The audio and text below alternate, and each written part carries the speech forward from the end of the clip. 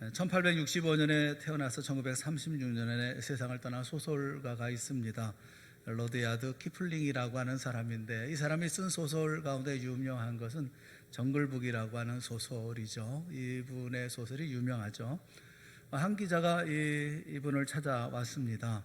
그래서 그런 얘기를 꺼냅니다. 선생님, 어떤 사람이 선생님의 수입을 계산해 보니까 선생님의 단어 하나로 100불을 벌었다고 합니다.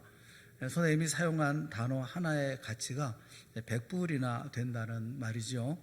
지금 제가 100불을 드릴 테니까 저에게 100불의 가치가 있는 말을 한마디만 해주십시오. 그렇게 말하면서 기자는 100불짜리 지폐를 건네주었습니다. 키플링은 그 돈을 잠깐 살펴보고 주머니에 넣으면서 한마디를 했습니다. 감사합니다. 이게 감사하다고 하는 이 말 한마디의 가치가 어떻게 100불의 가치만 있겠습니까? 사실 감사합니다라는 말만 해도 그 훨씬 많은 그런 모든 관계와 그리고 모든 일들을 이루어 나아갈 때에 그보다 훨씬 더 상회하는 많은 것들을 얻을 수 있지 않겠습니까? 우리의 속담 가운데도 말 한마디로 천냥빚을 갚는다, 그렇게 얘기를 했죠. 언제나 감사하는 말을 할 줄 아는 우리가 되었으면 참 좋겠다는 생각이 듭니다. 적절한 말은 돈으로 환산할 수가 없죠. 돈으로 따질 수 없는 그런 가치가 있습니다. 말 잘하면 성공하죠. 말만 잘하면 천냥빚도 갚는 것 아니겠어요? 근데 반대로 말 때문에 실패하기도 합니다. 말을 적게 하는 것이 건강에 좋다라는 연구 결과도 있습니다. 우석대의 한의대 학장인 이상용 박사가 그런 얘기를 했어요. 1분간 계속 말하면 2억 8천만 개의 적혈구가 소모된다, 그렇게 얘기를 하면서 말을 많이 하면 얼굴이 붉어지고 입술이 마르고 피로가 느껴지게 되는 것도 이 때문이다 라고 얘기를 했습니다. 이분의 얘기 가운데 옛 의학 서적에도 말을 많이 하게 되어지면 기운을 소모시켜서 건강을 해치게 된다, 이렇게 기록되어져 있다고 그래요. 그러니까 말 많이 하는 것이 다 좋은 것은 아니죠. 말 많이 하는 직업을 가지고 있는 사람들은 참 힘들겠다, 그런 생각이 들어요. 우리도 말을 좀 줄이는 것이 건강에 좋겠구나 하는 생각도 듭니다. 성경에도 말을 적게 하는 것이 좋다, 그렇게 말씀하죠. 건강만의 문제가 아니라 인격이라든가 여러 가지 부분에 있어서 말 적게 하는 게 좋다, 이렇게 성경은 말씀을 해요. 잠언서 17장 27절에 보면 말을 아끼는 자는 지식이 있고, 말을 아끼는 사람, 말을 적게 하는 사람이 이게 좀 식견이 있고 좀 인격이 있고 지식이 있는 사람이 말을 아낀다라는 거죠. 전도서 5장 2절 말씀에도 보면 너는 하나님 앞에서 함부로 입을 열지 말며 급한 마음으로 말을 내지 말라. 하나님은 하늘에 계시고 너는 땅에 있음이라. 그런즉 마땅히 말을 적게 할 것이라, 이렇게 말씀을 해요. 마땅히 말을 적게 하라, 그렇게 말씀을 합니다. 여러분, 그 말 가운데도 달변이 있고 다변이 있지 않습니까? 그 차이점을 아시죠? 달변은 말을 잘 하는 겁니다. 말이 술술술술 잘 나오죠. 어려운 이야기도 논리적인 이야기도 재미있게 이야기를 이게 술술 이게 풀어 나아가면서 얘기해 주는, 이런 걸 달변이라고 그러잖아요. 다른 사람 같으면 한참 생각해야 할 이런 이야기들이 어디서부터 그렇게 쏟아져 나오는지 정말 달변인 분들이 있어요. 어려운 것도 잘 설명을 하고 또 그리고 이렇게 말을 잘하는 분, 이런 분들 보면 참 저는 부럽습니다.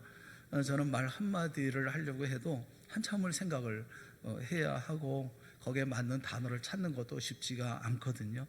그런데 이런 분들은 말을 어떻게 이렇게 잘할까? 좀 어려운 얘기들도 아주 쉽게 얘기를 하고 무슨 얘기를 하든지 모든 사람을 다 이렇게 휘어잡으면서 모두가 다 귀를 기울이게 이렇게 말하는 분들이 있지 않습니까? 참 그런 분들은 참 부럽다, 그런 생각이 들어요. 언젠가 아이들하고 이제 얘기를 하는데 그 아이들이 그런 얘기를 해요. 아빠랑 대화하는 것은 참 힘들어요.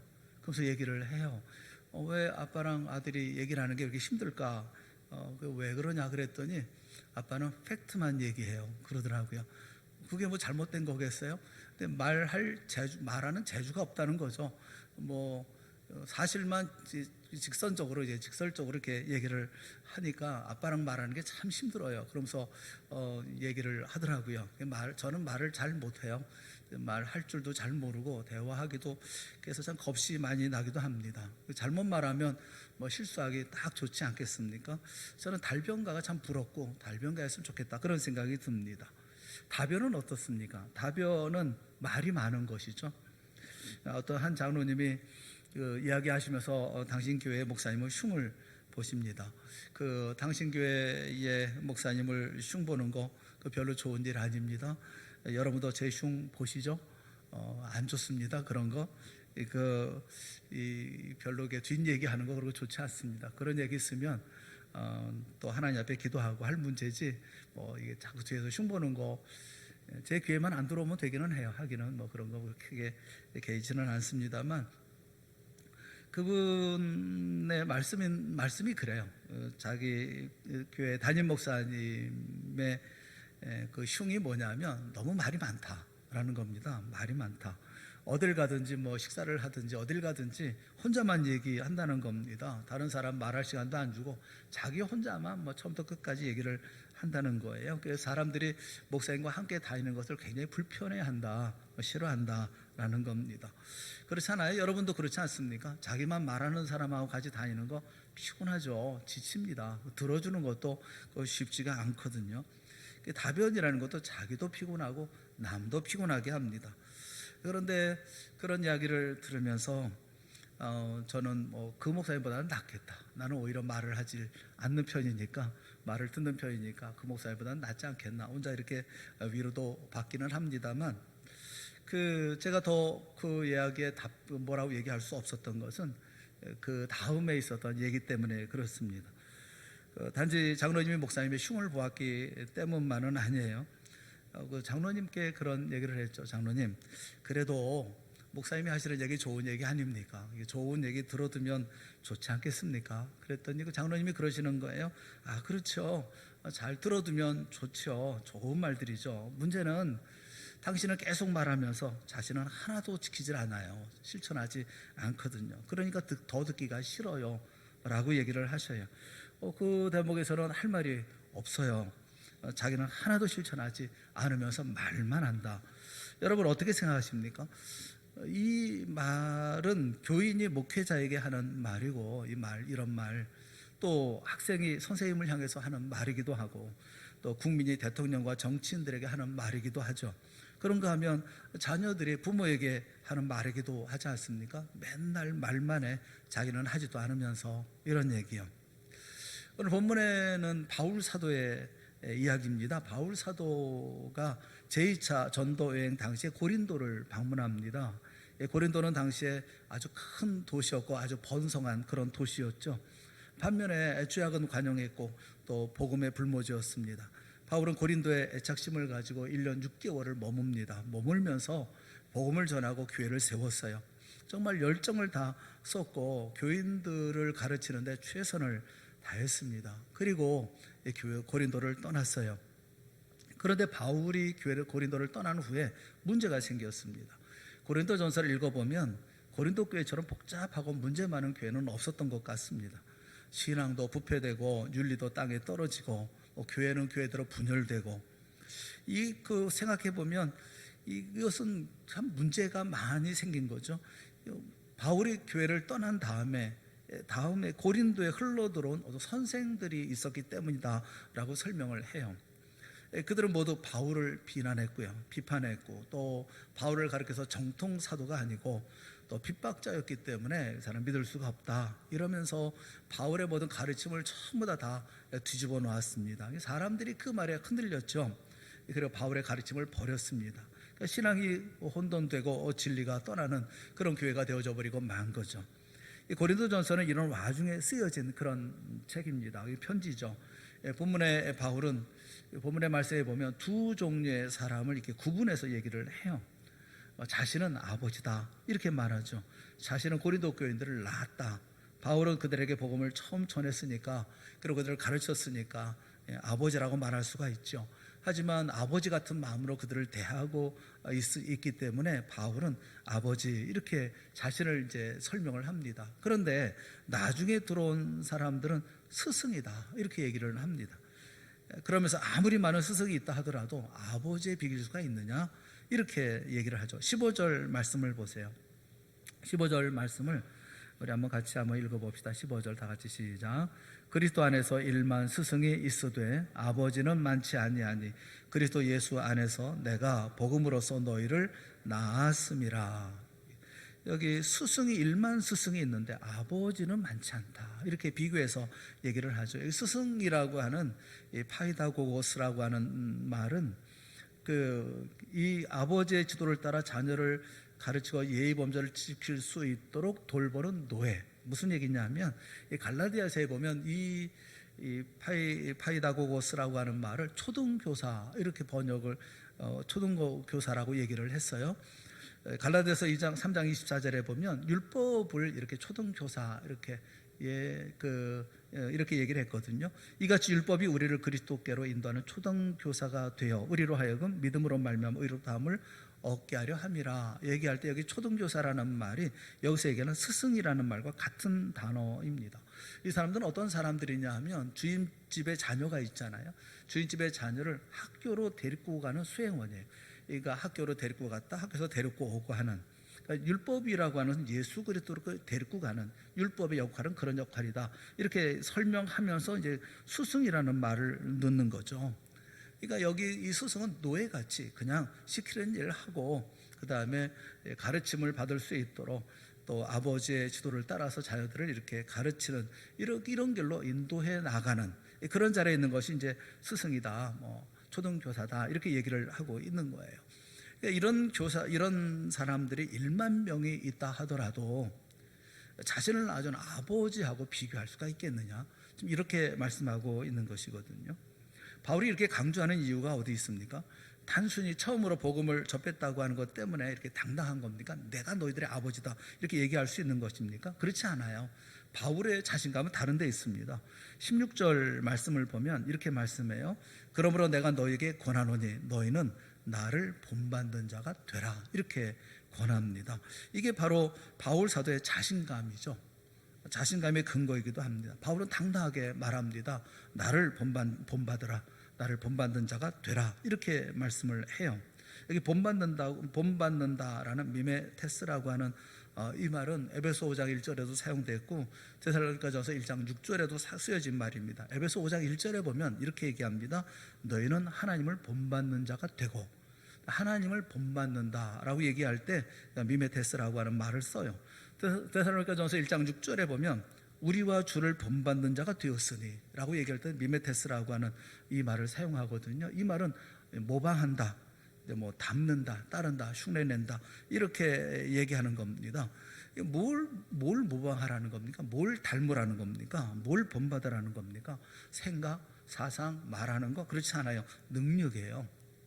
여기 에베소 5장 1절에 너희는 하나님을 본받는 자가 되고 라고 말할 때 하나님을 본받는다는 게 뭡니까?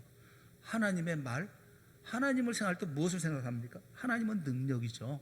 천지 만물을 창조하시는 하나님, 만유의 주가 되시는 하나님, 세상을 섭리하시는 하나님, 약속하신 것을 지키시는 하나님, 실제로 움직이고 실제로 행동하시고 실제로 실천하시고 실제로 능력 있게 역사하시는 하나님을 본받으라 이렇게 말씀하는 것이거든요. 데살로니가전서 1장 6절에도 우리와 주를 본받는 자가 되었으니 이렇게 말씀을 하고 있어요. 우리와 주가 누굽니까? 예수 그리스도 아닙니까? 십자가의 구원을 이루시고 십자가의 구원을 위해서 희생하고 헌신하시고 사랑하시고 어떤 실천의 어떤 능력의 산 역사 같은 산 역사로서 우리가 보여주시는 분이 예수님 아닙니까? 그러니까 예수님을 본받으라고 하는 얘기는 그 말하거나 행동하거나 이런 어떤 표면적인 부분이 아니라 능력에 대해서 말하는 거죠. 실제로 바울은 말만 하지 않았습니다. 바울은 고린도에서 아골라와 브리스길라 내외를 만나가지고 함께 일하면서 복음을 전했어요. 바울은 조금 더 고린도 교인들에게 얹혀 지내려고 하지 않았습니다. 그는 매사에 뭐 그런 어떤 삶으로서 모험을 보였던 그런 분이었죠. 그런데 나중에 흘러들어온 스승이라는 사람들이 얘기하면서 바울은 말주변도 없다 이렇게 비방을 했어요. 그들은 바울이 다시 고린도에 오지 못할 것이다 뭐 이렇게 생각을 해가지고 이렇게 마음대로 비방을 했던 것 같습니다. 18절에도 보면 어떤 이들은 내가 너에게 나아가지 아니할 것 같이 스스로 교만하여졌으나 이렇게 말씀을 하고 있죠. 아닌 게 아니라 바울은 말주변이 좀 그렇게 뛰어난 편은 아니었던 것 같습니다. 고린도후서 11장 6절 말씀을 보면 스스로 이런 얘기를 해요. 내가 비록 말에는 부족하나 지식에는 그렇지 아니하니 그렇게 얘기를 합니다. 말에는 부족하다. 스스로 얘기할 때도 말은 잘 못한다 이렇게 스스로 인정을 했던 것 같습니다. 그런데 바울이 주님이 허락하신다면 고린도에 다시 갈 것이고 가게 된다고 한다면 자신을 비방하던 사람들을 시험해 보겠다. 무엇을 시험하겠다는 겁니까? 그들이 말을 얼마나 잘하는지 얼마나 잘 가르치는지 그걸 시험한다는 게 아니라 그들의 능력을 알아보겠다 그렇게 얘기를 하고 있어요. 19절 말씀 우리 한번 다 같이 읽어보죠. 시작. 주께서 허락하시면 내가 너희에게 속히 나아가서 교만한 자들의 말이 아니라 오직 그 능력을 알아보겠으니 이게 중요한 부분이거든요. 말이 아니라 능력을 알아보겠다라는 겁니다. 왜 말하는 제조보다 능력을 테스트하는 것이 더 중요합니까? 그 이유는 20절에 있어요. 20절에 보면 하나님의 나라는 말에 있지 아니하고 오직 능력에 있음이라. 이것도 바로 이것 때문에 그렇거든요. 여러분, 하나님의 나라는 말로 이루어지지 않습니다. 말 잘함으로 이루어지는 게 아닙니다. 하나님의 나라는 행동하는 능력으로 이루어지는 거예요. 아무리 말을 잘해도 행동하지 않으면 아무것도 이루어지지 않습니다. 말보다 중요한 것은 그 말씀대로 실천하는 능력이죠. 자기는 하지도 않으면서 말만 해. 이 말이 가슴 아픈 이유는 바로 여기에 있어요. 하나님의 나라는 말로 되는 게 아니에요. 행함으로 되는 거죠. 말하고 그 말을 실천할 때 그 가운데 능력이 있고 그 능력 가운데 하나님의 나라가 이루어지는 거죠. 그런데 말만 하고 실천은 하지 않아요. 그래서 우리 안에 하나님의 나라가 아름다운 하나님 나라의 아름다운 교제도 어떤 행복도 기쁨도 놀라운 축복도 이루어지지 않았다라는 것이거든요. 말만 하는데 거기에 분열만 있고 분쟁만 있고 싸움만 있고 다툼만 있고 그렇다는 거예요. 진정한 능력으로 행사하지 이 하나님의 나라가 이루어지지 못하고 있다라는 것이거든요. 어느 교회에 새로운 담임 목사님을 모시게 되었습니다. 결국 이렇게 끝까지 이렇게 잘 이렇게 하면서 최종 후보가 두 분이 이제 되어졌는데 두 분이 오셔서 이제 설교를 하셨어요. 그 중에 한 분으로 이제 그 의견이 모아졌습니다.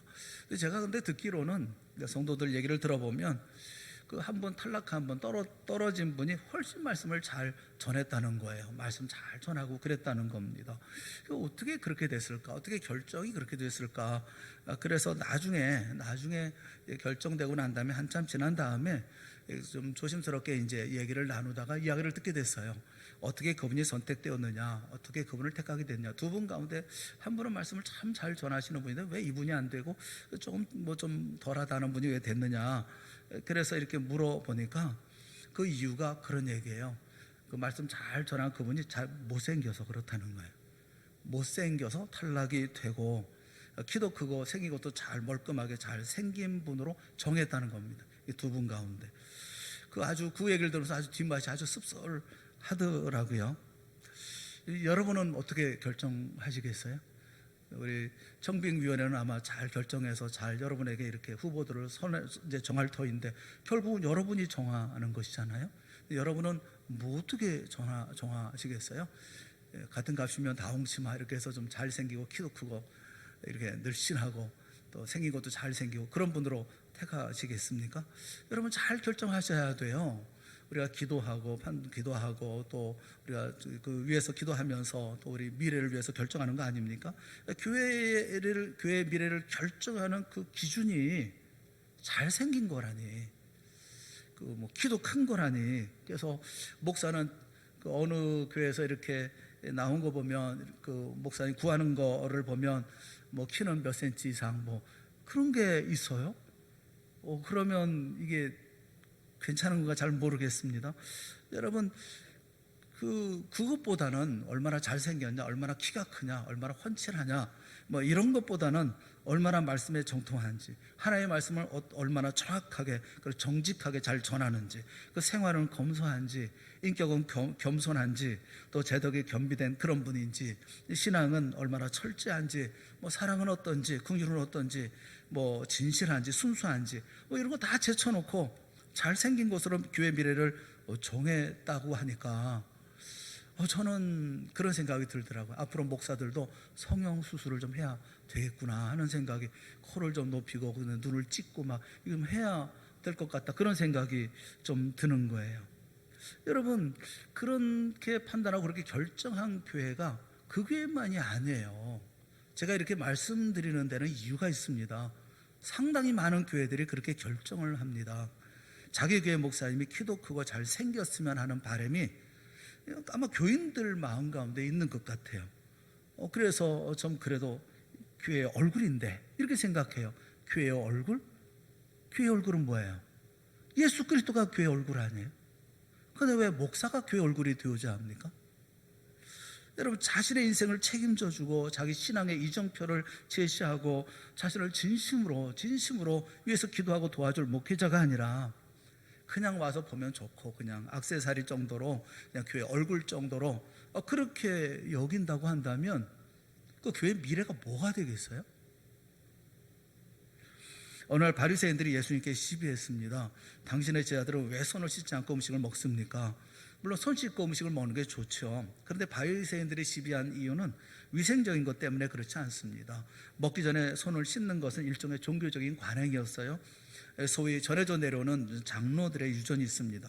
당시 바리새인들은 형식적으로 손가락 끝에 물을 조금 묻힙니다. 이렇게 살짝 묻혀서 툭 치고 이렇게, 그걸 손을 씻었다라고 생각하는 거예요. 자신들은 그러면서 정결한 사람이다라는 과시하는 것이죠. 아주 교만하기 짝이 없는 거죠. 그러면서 우리는 손을 씻었다. 근데 제자들은 그거 안 했다는 거거든요. 그때 예수께서 뭐라고 말씀하셨느냐 하면, 그때 하셨던 말씀이 참 재미있어요. 한번 우리 읽어볼까요? 다 같이 한번 봅시다. 마태복음 15장 11절 시작. 입으로 들어가는 것이 사람을 더럽게 하는 것이 아니라 입에서 나오는 그것이 사람을 더럽게 하는 것이니라. 여러분, 밖에서 안으로 들어가는 게 더러운 게 아니라 사실은 사람의 마음에서 나오는 게 더럽다는 겁니다. 예수님은 사람의 그 마음에서 악한 생각, 뭐 살인, 간음, 음란, 도적질, 거짓, 증거, 회방, 이런 것들이 나온다는 거예요. 모든 죄는 마음에서 나옵니다. 반대로 모든 아름다운 것도 마음에서 나옵니다. 그래서 누가복음 6장 45절 말씀에 보면, 선한 사람은 마음에 쌓은 선에서 선을 내고 악한 자는 그 쌓은 악에서 악을 내나니 이는 마음에 가득한 것을 입으로 말함이니라 라고 주님께서 말씀하셨어요. 모든 것의 원인은 마음이에요. 중요한 것은 마음에 무엇을 쌓았느냐, 이게 문제이거든요. 마음이 잘못되면 인생 전체가 잘못되어집니다. 마음이 충실하면 삶이 충실해요. 그래서 우리는 마음에 관심을 가져야 되죠. 잠언 4장 23절 말씀에도 모든 지킬 만한 것 중에 더욱 네 마음을 지켜라. 생명의 근원이 이에서 남이니라. 그렇게 말씀을 하셔요. 내 마음을 지켜라. 그렇게 말씀을 하고 있죠. 여러분, 말만 하는 것은 그 마음에 그런 마음이 없어서 그러는 거예요. 실천하려고 하는 마음이 없고 또 그럴 의지도 없기 때문에 그런 거 아니겠어요? 에베소 4장 17절 말씀을 보면, 이제부터 너희는 이방인이 그 마음에 허망한 것으로 행함같이 행하지 말라라고 말씀을 합니다. 여기 허망하다고 하는 것은 우상 숭배를 나타내는 그런 말이에요. 다른 말로 바꾸면 쓸모없는 헛된 생각, 이런 거예요. 이런 마음을 가진 결과가 에베소 4장 18절에 그 말씀이 총명이 어두워지고 무지함이 있고 마음이 굳어진다 말씀하고, 19절에 보면 감각이 없는 자가 되어서 자신을 방탕에 방임하고 모든 더러운 것을 욕심으로 행한다라고 얘기를 합니다. 18절 말씀을 한번 보죠. 18절 말씀을, 에베소 4장 18절 말씀 한번 같이 봅시다. 시작. 그들의 총명이 어두워지고 그들 가운데 있는 무지함과 그들의 마음이 굳어짐으로 말미암아 하나님의 생명에서 떠나 있도다. 마음에 부패된 결과는 하나님의 생명과 단절되는 것을 말하는 거죠. 결국 멸망하는 거죠. 보이는 것으로 결정하는 거, 결국 그 속에 신앙이 아닌 부패된 허망한 헛된 마음이 도살하고 있기 때문에 이런 일들이 벌어진다라는 거예요. 여러분, 세상에 두려워하는 사람은 말하는 사람이 아니라 행동하는 사람이에요. 말하고 그 말을 실천에 옮기는 사람, 악한 생각으로 악하게 행동하는 사람 무섭지 않습니다. 그런 사람. 선한 생각으로 선한 행동을 하는 사람을 세상은 무서워해요. 그런 사람이 세상을 변화시키고 세상에 감동을 주기 때문에 그런 거죠. 우린 거듭난 사람들 아닙니까? 우린 기본 선한 사람들이에요. 주님께서 성령께서 우리 안에 계셔서 우리에게 선한 마음을 주셔요. 중요한 것은 그걸 실천할 수 있는 능력이죠. 그 마음에 있는 것을 실천할 수 있는 능력이 중요하지 않겠어요? 그걸 말하는 게 중요한 게 아니고, 그걸 또 얘기하는 것, 물론 얘기하는 것도 물론 좋은 일이겠지만, 그러나 이것을 실천에 옮기는 것이 훨씬 중요하고, 그것이 능력 있는 삶을 살아가게 만드는 것이고, 이것이 하나님의 나라를 만들어가는 것이거든요. 우리가 그 점에 좀 부족하지 않을까 하는 생각이 들어요. 1979년에 노벨 평화상을 받은 마더 테레사가 호주를 방문했습니다. 방문했을 때 한 젊은 수도사가 수행원이 될 수 있도록 요청을 했어요. 내가 수행하면 안 될까요? 수도사는 훌륭한 분 옆에서 이제 많은 것을 배울 수 있을 거다, 이런 생각하고 이런 기대감에 부풀어 있었죠. 그런데 말을 건넬 기회가 없었습니다. 이 테레사 수녀 옆에는 다른 사람들이 많이 있었기 때문에 그렇죠. 결국 말을 제대로 해보질 못했어요. 대화를 해보질 못했습니다. 호주 일정이 다 끝났습니다. 이제는 이제 떠나게 되었어요. 수도사는 아주 실망을 했죠. 그래서 이런 청을 했습니다. 이제 뉴기니로 가는 그런 비행기를 타고 가실 텐데, 제가 제 경비를 대서 여비를 부담해서 비행기 타고 갈 때, 그곳까지 갈 때 제가 옆에 앉아서 좀 말씀을 나누면서 좀 그러면서 배우면서 갈 수는 없을까요? 이렇게 얘기를 했어요. 좀 시간을 좀 내서 좀 그래도 좀 대화를 좀 나눴으면 하는 그런 마음에서 얘기를 했어요. 테레사는 그를 똑바로 쳐다보면서 그렇게 얘기를 했다고 합니다. 뉴기니로 가는 항공료를 낼 만한 돈을 가지고 있습니까? 네, 그건 제가 낼게요. 그랬더니 그 얘기하기를, 그러면 그 돈을 가난한 사람들에게 주세요. 내가 말해줄 수 있는 어떤 것보다도 더 많은 것을 배울 수가 있을 것입니다. 이러면서 얘기를 했다고 그래요. 나 옆에서 뭘 배우려고 하지 말고 그걸로 다 가난한 사람 나눠주라고. 신앙은 배워서 말하는 게 아니에요. 아는 대로 실천하는 것이지. 우리가 하나님을 믿고 신뢰하고 좋아하는 이유가 뭡니까? 하나님을 신뢰하잖아요. 왜 그렇습니까? 하나님은 말만 하는 분이 아니기 때문에 그렇습니다. 하나님은 구약 성경에 우리를 위해서 메시아 구세주를 보내주겠다고 말씀하시고 약속하셨죠. 그리고 하나님은 말씀만 하셨습니까? 그렇지 않아요. 하나님은 말씀하신 대로 그 아들 독생자 예수 그리스도를 보내주셨고, 예수님은 십자가에서 우리의 모든 죄를 대속하시고 부활하셔서 우리의 구원의 길을 열어주셨지 않습니까? 하나님은 말씀만 하지 않습니다. 약속만 하지 않습니다. 약속을 하시고 그 약속을 반드시 지키시죠. 오늘 아침에 새벽에 읽었던 그 성경이 에스겔서 17장에 있는 말씀이에요. 저는 말씀을 보면서 막 소름이 돋을 정도로 그냥 가슴이 아픈 그런 말씀이더라고요. 에스겔서 17장을 여러분 한번 보세요. 17장 말씀을 보면 이스라엘의 잘못을 지적을 하는데, 뭐라고 잘못을 지적하시느냐 하면, 이웃에 있는 사람들의 영향을 받아서, 우상 숭배하는 사람들의 영향을 받아서 너희가 그래서 잘못된 게 아니다라고 얘기를 해요. 너희가 이방 사람들을 깨워서, 그러니까 이스라엘 사람들이 니네들이 잘못돼가지고 니네들이 나빠서 이방 사람들까지 다 못되게 만들어 놓는다, 이렇게 말씀을 하셔요. 그 비유를 든 게 뭐냐면, 창기는 그래도 돈을 받지 않냐, 너희는 돈을 주면서 그러지 않냐, 이렇게 말씀을 하셔요. 이게 비유이지만 자기가 좋아서 하고, 자기가 즐거워서 하고, 자기가 행복하고, 자기가 쾌락을 즐기려고 하는 것이지, 누구 영향받아서 너희 자체가 나쁘다. 그런데 17장 마지막에 뭐라고 얘기하냐면, 그런데 이제 언약을 기억하고 내가 너희를 다시 회복시켜 주겠다고 약속을 하고 계세요. 말씀하고 계세요. 하나님이 약속하면 듣습니다. 그게 아무리 못됐고 형편없고 이거 죽일 놈이라고 하더라도 약속하신 것은 반드시 실천하십니다. 그래서 하나님은 능력의 하나님이신 거예요. 여러분, 주님은 우리에게 요구하시죠. 이 말을 듣고 가서 행하라. 행하면 반석 위에 집을 짓는 사람처럼 될 것이다. 듣기만 하고 행동하지 않으면 모래 위에 집을 짓는 사람과 같이 될 거다, 이렇게 말씀하고 계시잖아요. 여러분, 누가 세상에 큰 인물이 됩니까? 말 잘하는 사람입니까? 그렇지 않아요. 행동하는 사람. 우리는 말 잘하는 지도자를 원하지 않습니다. 그렇게 사는 지도자를 원하지. 모세를 보세요. 모세는 하나님께서 떨기나무 불꽃 가운데 부르실 때 이스라엘을 구원할 능력이 없다, 이렇게 그러면서 거절하잖아요. 나는 못합니다, 안 합니다, 할 수 없습니다.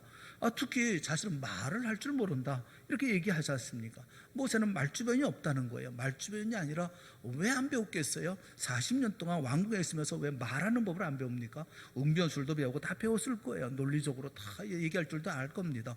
그런데 이 이스라엘 백성을, 자기 백성들에게 신뢰를 받지 못하는, 그래서 아마 말을 다 잃어버린 사람이 아닐까, 다 용기를 다 잃어버리고 힘을 다 잃어버린 게 아닐까 하는 생각이 들어요.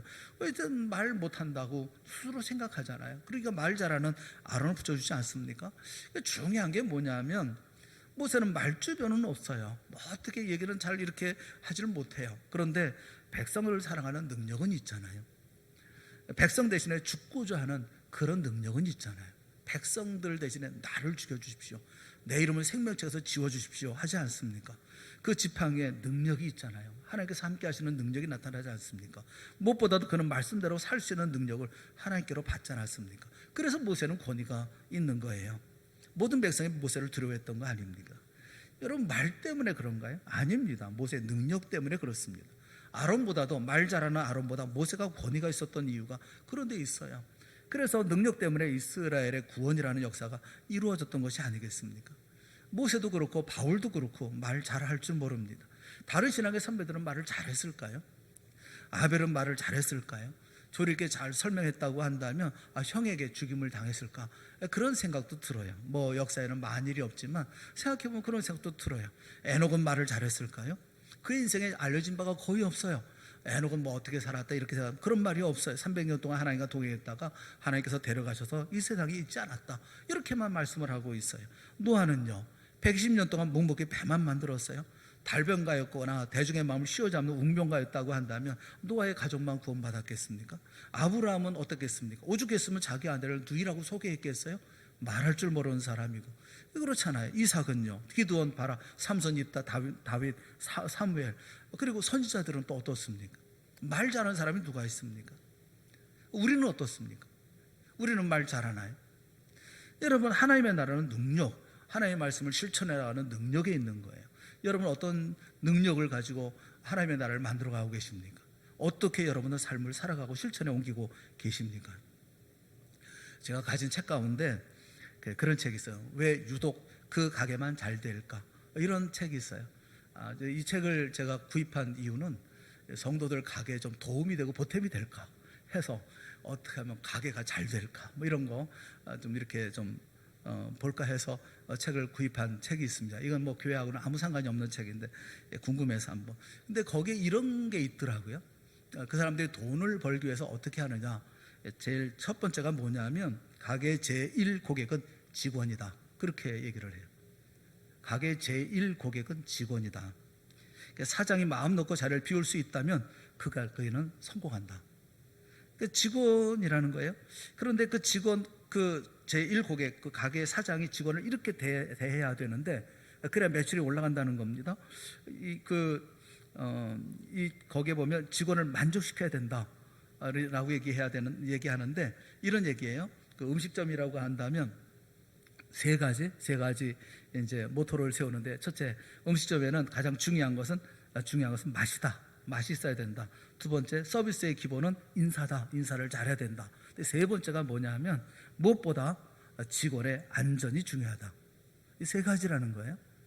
직원의 안전이 중요하다. 직원이 만족하면 손님이 만족하고, 손님이 만족하면 매출이 올라간다는 겁니다. 세상도 그렇게 얘기를 하더라고요.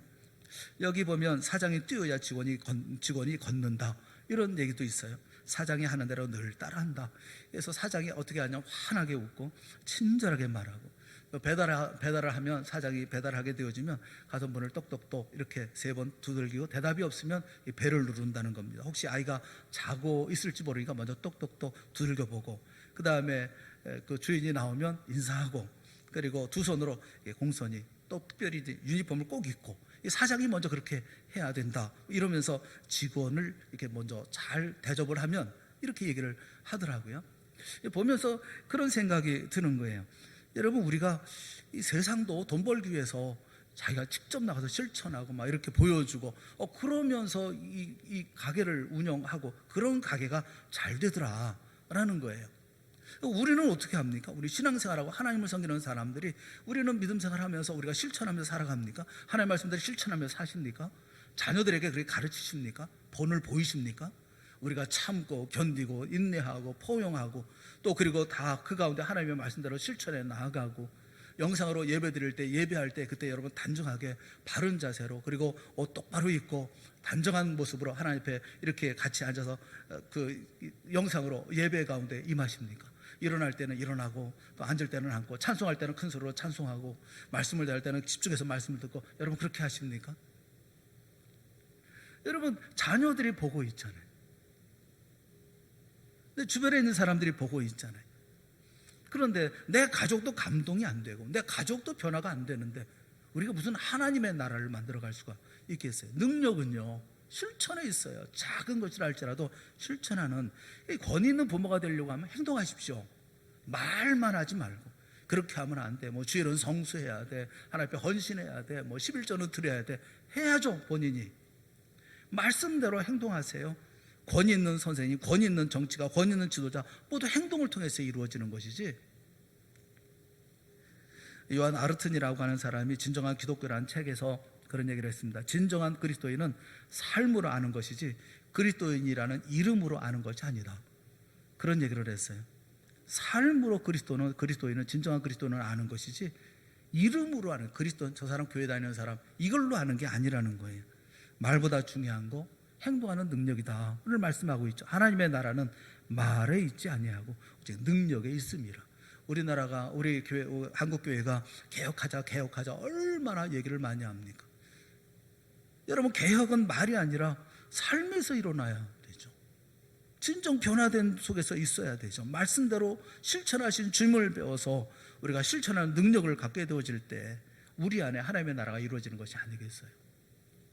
말씀을 통해서 깨달음이 있다고 한다면 아마 작은 것이라 할지라도 말씀대로 실천하려고 하는 이런 노력이 있어야죠. 말하는 버릇, 그 다음에 우리가 다 사람을 대하는 이런 모든 것도 하나씩 고쳐 나아가서 정말 능력 있는 믿음의 사람으로 살아가려고 노력하는 그런 모습이 있어야 되는 것이 아니겠습니까? 그럴 때 그 가운데 하나님의 나라 이루어지는 것이죠. 오늘 말씀을 통해서 여러분 모두가 다 이와 같이 하나님 앞에서 능력 있는 행동하면서 그래서 마침내 이루어지는 하나님의 나라 만들어가는 여러분의 심령 또 여러분의 가정 우리 교회 이 세상 만들어가는 동산의 모든 성도들이 다 되어질 수 있기를 주님의 이름으로 축원합니다. 함께 기도합시다. 사랑하는 하나님 아버지 우리에게 은혜를 베풀어 주시기를 원합니다. 우리로 하여금 말씀에 깨어있게 하여 주시옵시고 말씀대로 우리 실천에 나아가려고 하는 간절함과 안타까움과 몸부림으로 삶을 살아갈 수 있도록 은혜 베풀어 주시옵소서. 말만 번들어란 저희가 되지 않게 하시고 약속한 모든 약속도 실천에 옮길 줄 아는 우리가 되게 하여 주시옵시고 그래서 이런 모든 일들을 통해서 권위 있게 세상을 지도해 나아가며 이끌어 나가는 성도들이 되어질 수 있도록 인도하여 주시옵소서. 코로나19로 여러 어렵고 힘든 이런 때이지만 성도들의 하나님의 자녀의 아름다운 이와 같은 하나님의 나라 이루는 모습들이 우리 성도들을 통해서 보여지고 나타나고 드러날 수 있게 하시고 또 표현되게 하여 주시옵시고 세상을 변화시키는 놀라운 역사로 능력 있게 나타나게 하여 주시옵소서. 예수님의 이름으로 간절히 기도드리옵나이다. 아멘.